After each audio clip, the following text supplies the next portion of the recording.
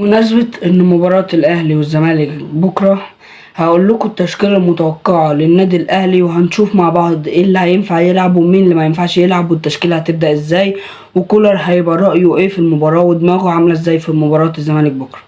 التشكيلة المتوقعة والأقرب لمباراة بكرة هتبقى عبارة عن: في حراسة المرمى محمد الشناوي، وبقولك محمد الشناوي لأن كولر يخاف يحط شوبير، مع إن شوبير لعب نهائيات افريقيا قدام الوداد ولعب ماتشات تقيلة، بس هو بيخاف يحط شوبير.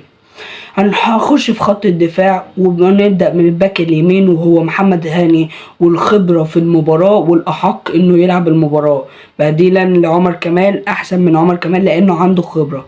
باك شمال هنحط كريم الدبيس، وبلاش كوكا والنبي عشان ده مش هينفع في الماتش ده تاني، مش هينفع، مبيقدرش يجري أصلا. كوكا وسط ملعب معروفة. قلبين دفاع هيبقى اشرف داري، وانا كنت بتمنى مع اشرف داري انه يبقى العيش، بس اللي هيتحط جنب اشرف داري رامي ربيعه، وانا بقول لك اهو.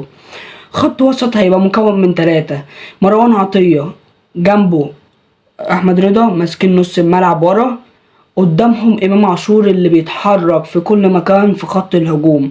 امام عاشور اللي ماسك الجبهه اليمنى واليسرى وكل ما في خط الهجوم.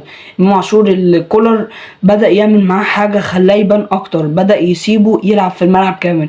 بس اتمنى من امام عاشور ان بكره ما يلعبش اناني، ما يلعبش اناني. ليه بقى؟ امام عاشور بيفكر في كل حاجه انه يمرقص، ياخد الكره ويطلع يجري، ياخد الكره ويمرقص الاول والتاني والتالت والرابع، وعايز الكرة لنفسه. فأتمنى إن إمام عاشور يلعب جماعي مش فردي، وإن شاء الله الأهلي يكسب بكرة. نكمل في خط الهجوم، وهيبقى 3 خط هجوم إن شاء الله، ربنا يوفقهم ونكسب بكرة.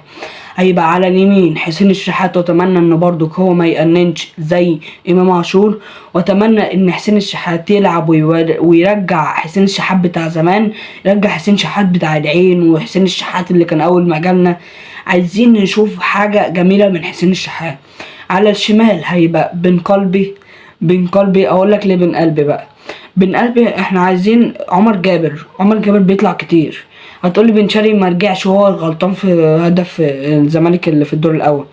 اقول لك ماشي، بس بن شرقي واحد هيعرف يعدي من عمر جابر، هيخلي عمر جابر ما يطلعش، ما يعملش الاوفر اللي عمله، ما يطلعش لقدام، هيضغط على عمر جابر، هيخطف عمر جابر زي الجون اللي جابه في الزمالك في الماتش اللي فات في الدور الاول، وخطف الجون من ورا عمر جابر وفتح سبرنت من غير ما عمر جابر ياخد باله. وفي الهجوم وهو المفاجأة نايتس جراديشار. ليه نايتس جراديشار؟ نايتس جراديشار لاعب بينزل، لاعب بيتحرك في كل مكان. وسام ابو علي مش اللي هو لسه ما رجعش للبدني بتاعه، لسه ما رجعش لفورمته. عايزين وسام ينزل في الشوط التاني، لان بسم الله ما شاء الله وسام سرعته اعلى من جراديشار، فلما ينزل الشوط التاني هيكون لعيبه الزمالك بدني بتاعهم اقل، فوسام هيقدر يضغط اكتر.